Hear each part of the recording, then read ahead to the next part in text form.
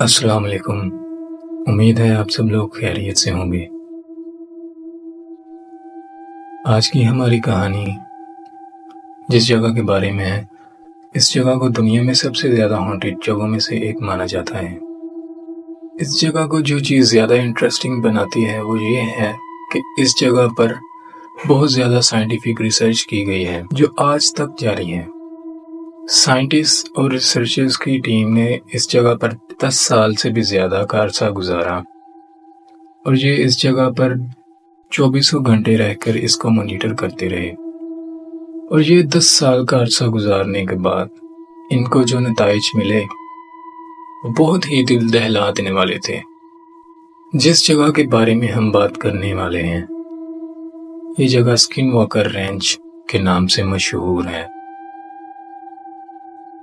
امریکہ کی اسٹیٹ یوٹا کے north east میں 500 ایکڑ کی زمین کا ایک پلاٹ ہے۔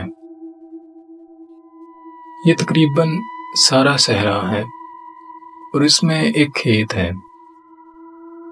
اس کھیت کو ہی اسکن واکر رینج کہتے ہیں۔ اس رینج کو 19 کی شروعات میں بنایا گیا تھا۔ یہ رینج جس جگہ پر بنایا گیا تھا اس جگہ پر کالے جادو کے اثرات تھے۔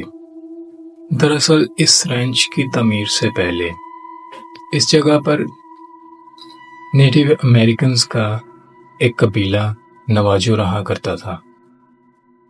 نواجو قبیلے کا دوسرے قبیلے یوٹس کے ساتھ جھگڑا چل رہا تھا، کیونکہ یوٹس قبیلے کے لوگ دوسرے قبیلے کے لوگوں کو پکڑتے اور گوروں کو غلامی میں بھیج دیتے، یعنی کہ یونائٹڈ اسٹیٹس کو بھیج دیتے۔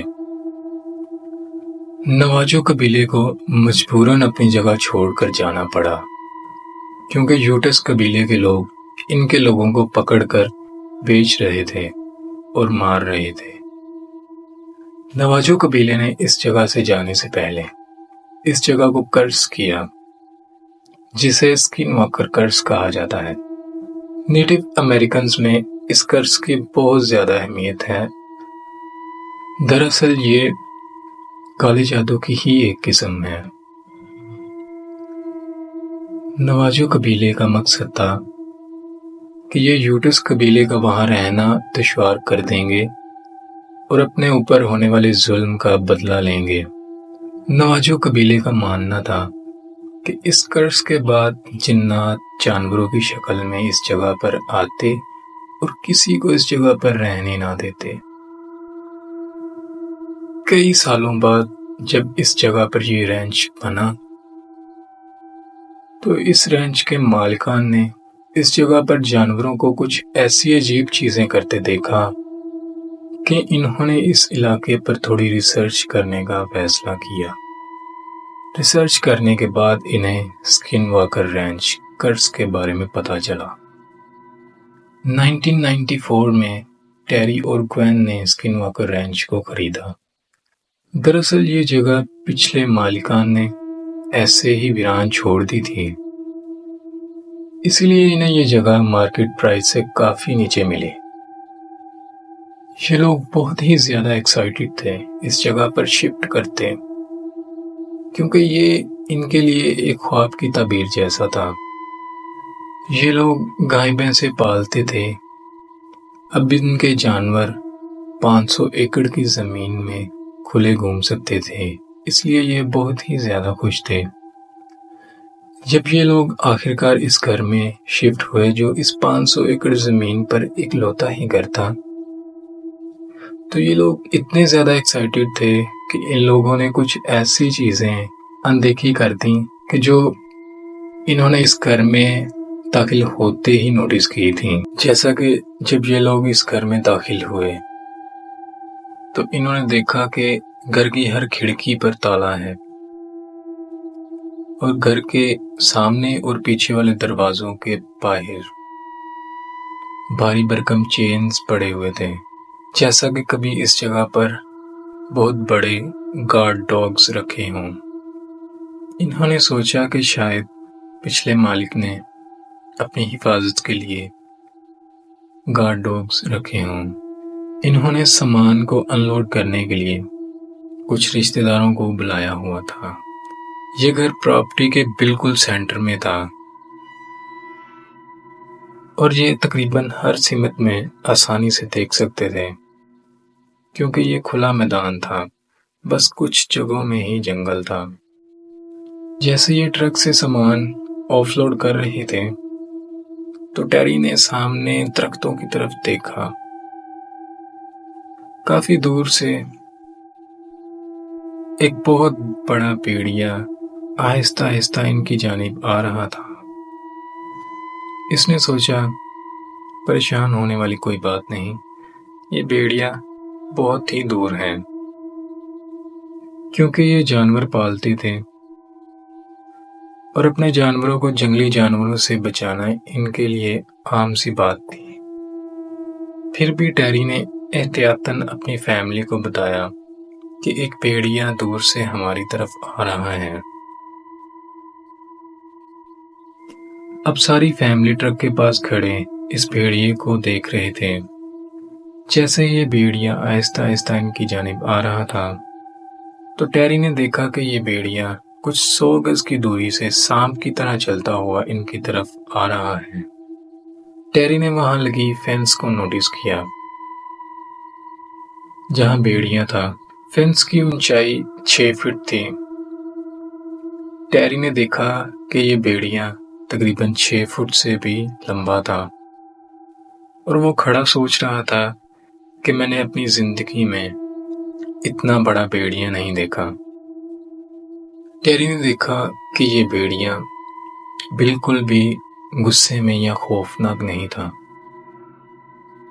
یہ بہت پیار سے ان کی طرف آ رہا تھا۔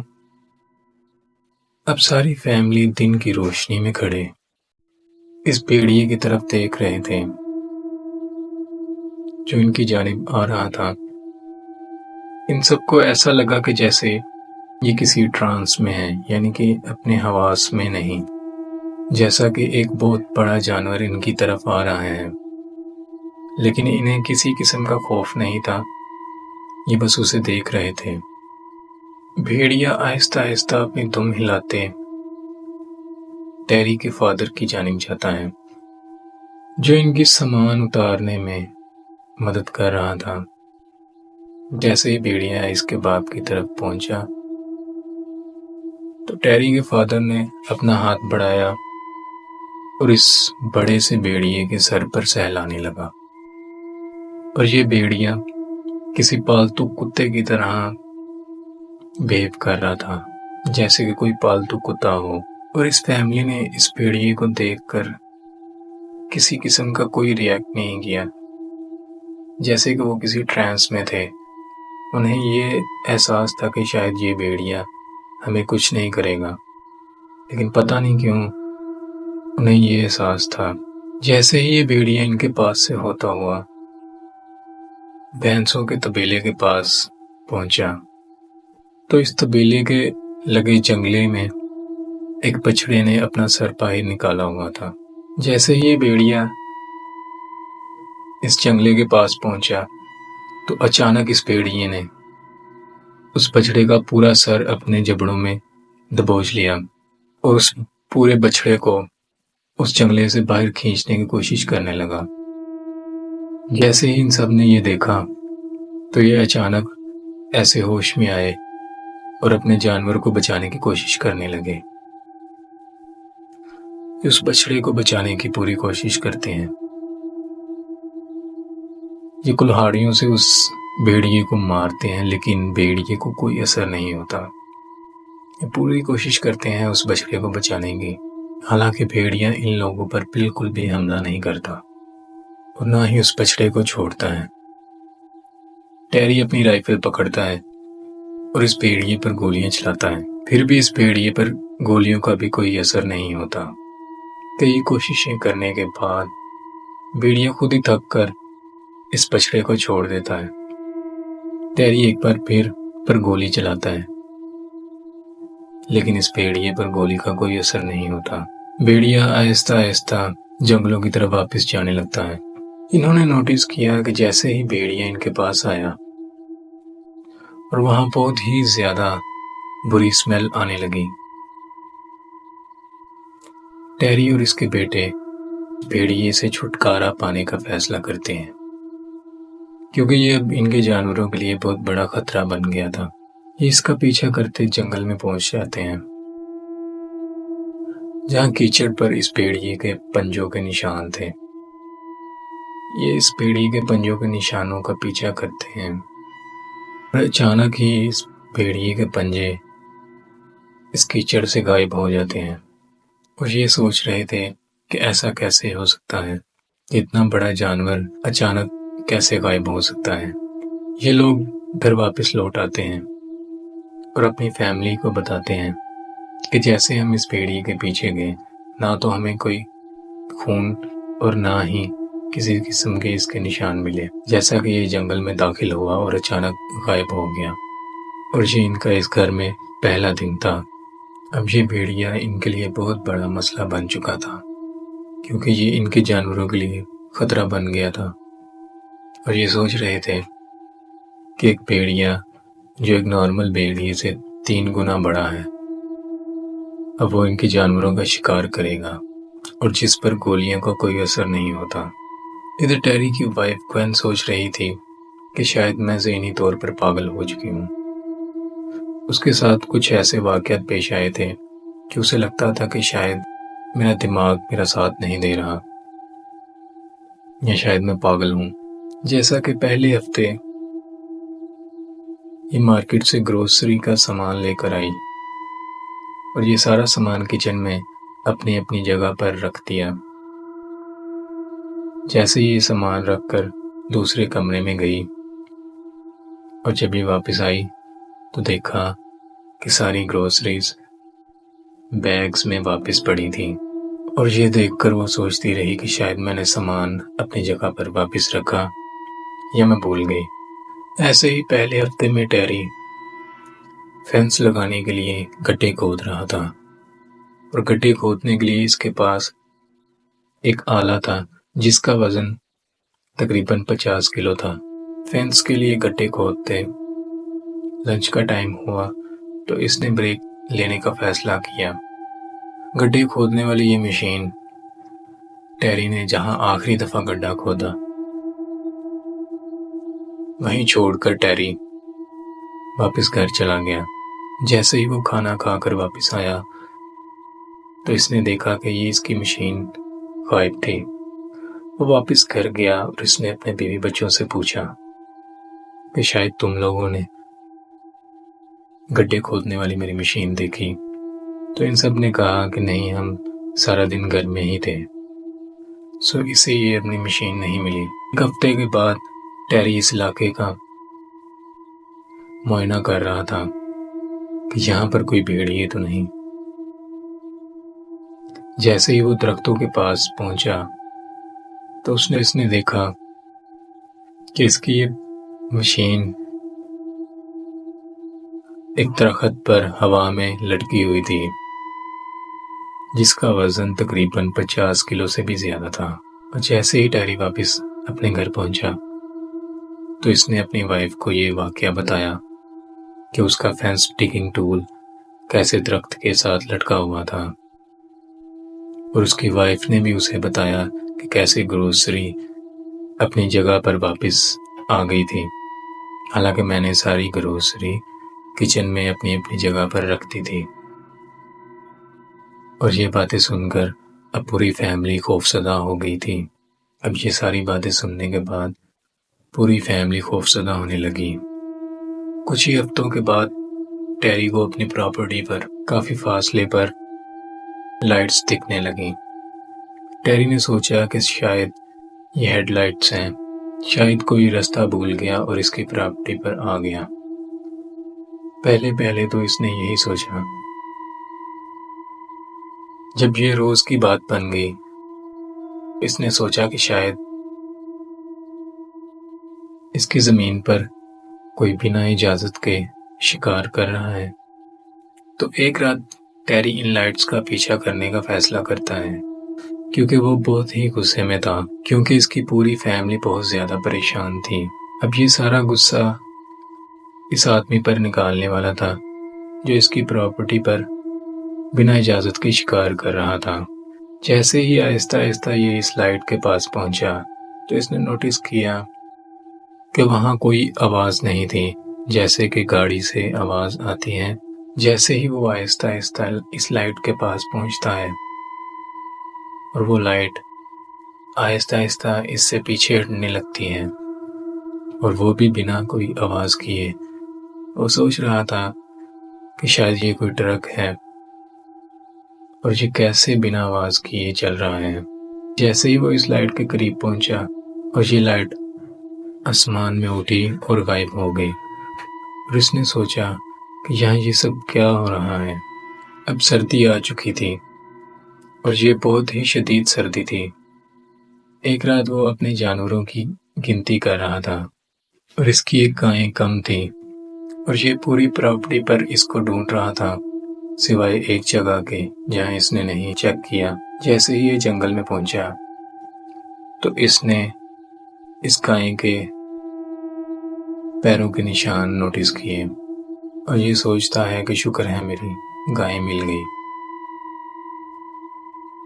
اب ٹیری اس سارے معاملے کی وجہ جاننا چاہتا تھا کہ وہ کون سی چیز یا شخص ہے جو اس کے جانوروں کو لے جا رہا ہے، اور وہ بھی بنا کوئی سراغ چھوڑے۔ اس وجہ سے وہ رات کو اس پراپرٹی پر چھپ کر نظر رکھتا۔ ایسے ہی ایک رات کو جب وہ اپنی پراپرٹی پر نظر رکھ رہا تھا، اس نے دور درختوں میں کسی چیز کو ہلتے دیکھا۔ جیسے ہی اس نے اس چیز کو دیکھا تو یہ چھپ کر اس چیز کے پاس جانے لگا۔ جیسے ہی وہ اس چیز کے پاس پہنچا تو اس نے دیکھا کہ یہ چیز ایسی تھی کہ جیسے ایک اسٹیلتھ فائٹر جیٹ ہو، لیکن یہ سائز میں بہت چھوٹا تھا۔ یہ زمین سے تقریباً 20 فٹ کی اونچائی میں ہوا میں لہرا رہا تھا۔ یہ نیچے جھک کر اس چیز کو دیکھ رہا تھا۔ اس نے نوٹس کیا کہ اس چیز سے کسی قسم کی کوئی آواز نہیں آ رہی تھی، اس سے بس لائٹس نکل رہی تھی کہ جیسے یہ گراؤنڈ کو اسکین کر رہا تھا۔ ٹیری جیسے ہی اس چیز کو دیکھنے کے لیے تھوڑا سا آگے بڑھا تو اس کے قدموں کی آہٹ سن کر اس چیز کی لائٹس بند ہو گئی۔ ٹیری کو ایسے لگا کہ جیسے یہ چیز اب اسی کو دیکھ رہی تھی اور اس چیز نے اس کی آہٹ سن لی ہے۔ اب ٹیری بہت زیادہ خوفزدہ تھا۔ اب وہ سوچ رہا تھا کیا یہی چیز ہے جو میرے جانوروں کو لے کر جا رہی ہے، اور وہ خوفزدہ تھا کہ اب یہ چیز مجھے بھی لے جائے گی۔ اب ٹیری اس چیز کو غور سے دیکھ رہا تھا، اور یہ چیز اچانک ہوا میں غائب ہو گئی۔ 1995 میں ٹیری اور اس کی فیملی کے لیے چیزیں اور بھی زیادہ بگڑ گئیں۔ اب نہ کہ ان کے جانور غائب ہو رہے تھے، بلکہ کچھ دنوں کے بعد یا مہینوں کے بعد ان کے جانور اسی پراپرٹی پر مختلف جگہوں پر مل رہے تھے۔ ان جانوروں کو دیکھ کر ایسا لگ رہا تھا کہ جیسے ان جانوروں پر سرجری کی گئی ہو، اور ان کے کچھ پارٹس بھی غائب تھے۔ ادھر گھر کے اندر بھی بہت زیادہ عجیب چیزیں ہو رہی تھیں، جیسا کہ رات کے وقت ان کو گھر کے باہر انسانوں جیسے دکھنے والی چیزیں گھومتی نظر آتی، جن کے چہروں پر کوئی ایکسپریشنز نہیں تھے، جو ان کی پراپرٹی پر گھوم رہے تھے، جو کبھی ان کی کھڑکیوں کے شیشوں پر ہاتھ رکھتے اور اندر جھانکتے۔ جب یہ ان کی طرف دیکھتے تو ان کے چہرے نہیں تھے۔ اب یہ اپنے دروازوں پر اور کھڑکیوں پر ہر ٹائم تالے لگا کر رکھتے تھے، اور یہ چیزیں ان کی کھڑکیوں کے شیشے پر ہاتھ مارتی اور آواز کرتی، اور یہ ان کو ایسی لینگویج میں باتیں کرتے سنتے جو انہوں نے آج تک نہیں سنی تھی۔ اب رات کو سونا ان کے لیے ناممکن ہو گیا تھا۔ ٹیری کے بچے اسکول میں بالکل اچھا پرفارم نہیں کر رہے تھے، اور اس کی بیوی گوین نے اپنی جاب کھو دی تھی کیونکہ یہ رات کو سو نہیں پاتے تھے۔ ٹیری بہت ہی زیادہ پریشان ایک رات کو رائفل پکڑے اپنے گھر کے دروازے کے باہر بیٹھا آسمان میں دیکھ رہا تھا۔ اب اس نے ایک نئی چیز دیکھی۔ عام طور پر اسکول لائٹس نظر آتی کافی دور جو اچانک غائب ہو جاتی، جیسا کہ اس نے پچھلی دفعہ ایک فائٹر جیٹ جیسے دکھنے والی ایک چیز دیکھی۔ اب ایسے ہی اس نے 2 لائٹس دیکھی۔ اس کے پاس اس کی رائفل تھی جس پر دوربین لگی ہوئی تھی۔ اس نے اپنی رائفل اٹھائی اور اس نے دوربین کے ذریعے زوم کر کے اس لائٹ کی طرف دیکھا اور اس نے دیکھا کہ یہ لائٹ ایک پورٹل کے جیسے تھی۔ حالانکہ وہاں رات کا سمے تھا، لیکن وہ اس پورٹل کے اندر نیلا آسمان دیکھ رہا تھا۔ ایسا تھا کہ جیسے وہ کسی دوسری دنیا کے دروازے میں دیکھ رہا تھا، جہاں سے دن کی روشنی اور نیلا آسمان نظر آ رہا تھا، اور اسے اپنی آنکھوں پر یقین نہیں آ رہا تھا۔ اور اس نے دیکھا کہ اس پورٹل یعنی دروازے سے ایک کالی سی چیز اس کی پراپرٹی پر آ رہی تھی۔ یہ چیز ایسی ہی تھی جو رات کو یہ لوگ اپنے گھر کے باہر دیکھتے تھے، جن کی وجہ سے یہ رات کو سو نہیں پاتے تھے، اور پورٹل اچانک بند ہو جاتا ہے اور غائب ہو جاتا ہے۔ اس رات کے بعد ٹیری اور اس کی فیملی اورنج لائٹ کے علاوہ اب بلو لائٹ بھی دیکھنے لگے۔ ایسے ہی ایک رات ٹیری گھر کے دروازے کے باہر بیٹھا تھا اور اس کے ساتھ اس کے 3 کتے بھی بیٹھے تھے۔ اب ایک لائٹ آسمان سے اس کے پاس آئی اور اس کے کتوں میں سے ایک اس لائٹ پر بھونکنے لگا، جس کی وجہ سے یہ لائٹ آہستہ آہستہ پیچھے ہٹنے لگی۔ کتے نے اس کا پیچھا کیا اور یہ لائٹ وہاں سے چلی گئی۔ ٹیری سوچ رہا تھا کہ شاید ہم ان چیزوں سے جیت گئے ہیں، کہ میرے کتے نے ان چیزوں کو بھگا دیا۔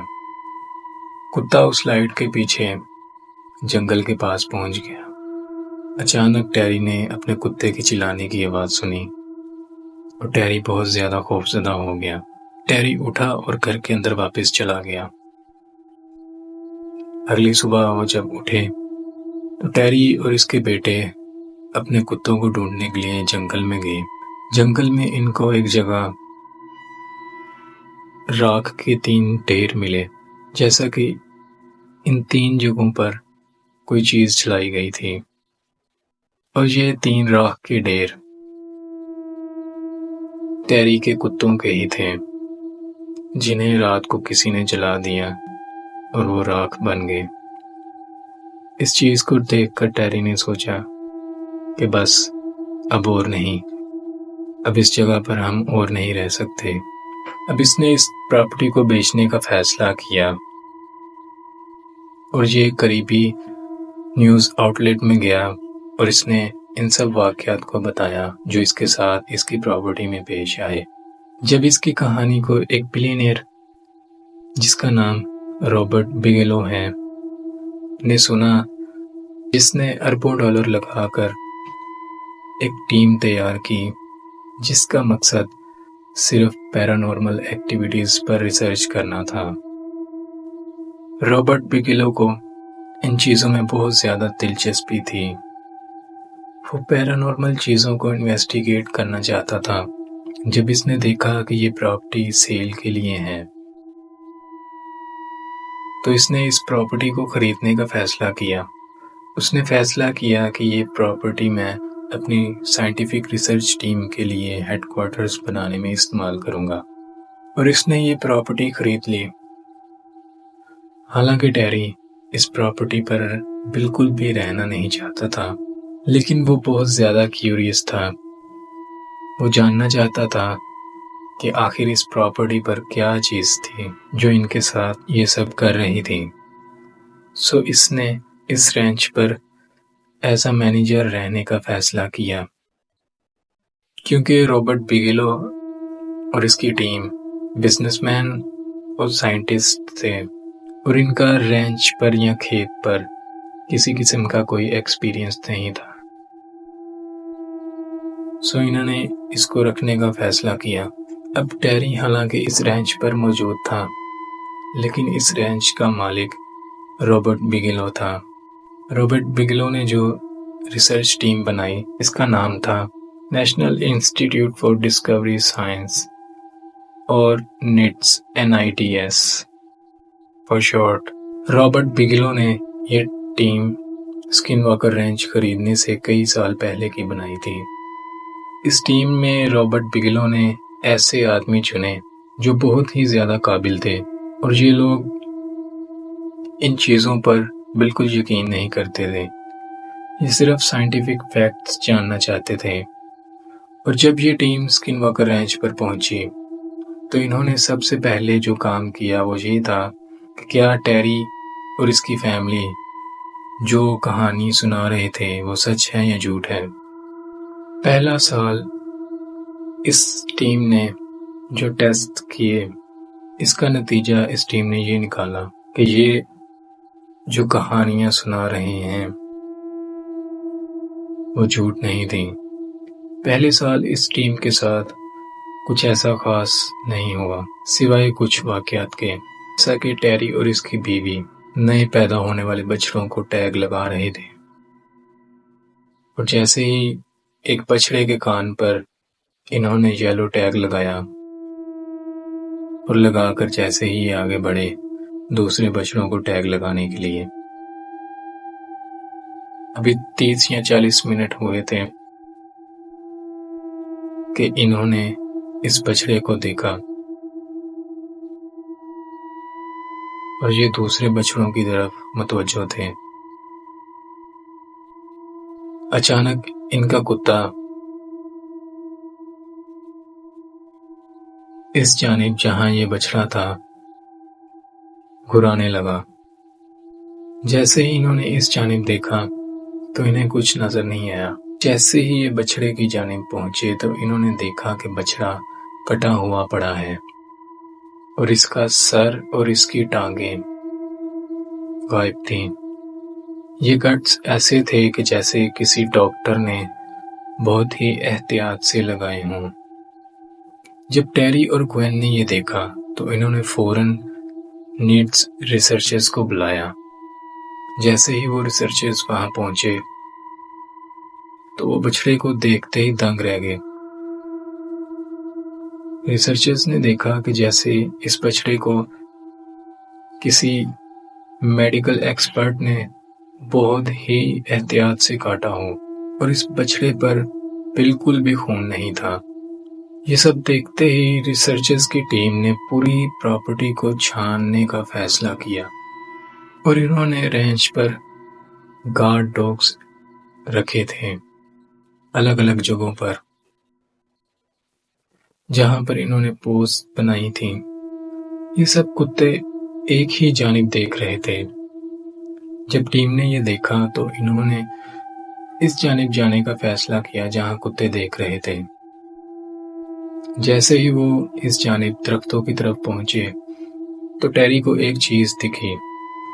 انہوں نے فوراً اپنی کار روکی، اور جیسے ہی انہوں نے دیکھا سامنے آدھا انسان اور آدھا بھیڑیا دکھنے والی ایک مخلوق درخت کے پاس کھڑی۔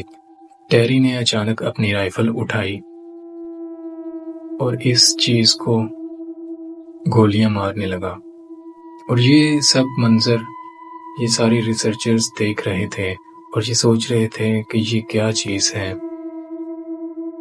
وہ سب خوفزدہ تھے۔ جیسے ہی ٹیری نے فائر کیے وہ چیز بھاگی اور جنگل میں غائب ہو گئی۔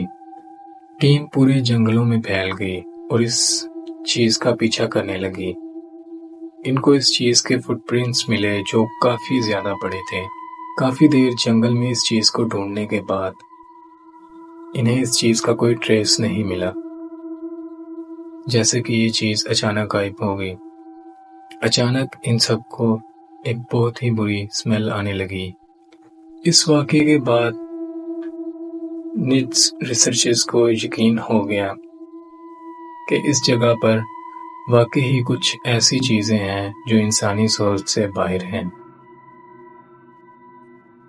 اسکن واکر رینچ پر اس ریسرچ کے بارے میں ایک پورا پروگرام ہے جو ہسٹری چینل نے بنایا ہے۔ اگر آپ اسکن واکر رینج کے بارے میں اور جاننا چاہتے ہیں آپ وہ دیکھ سکتے ہیں،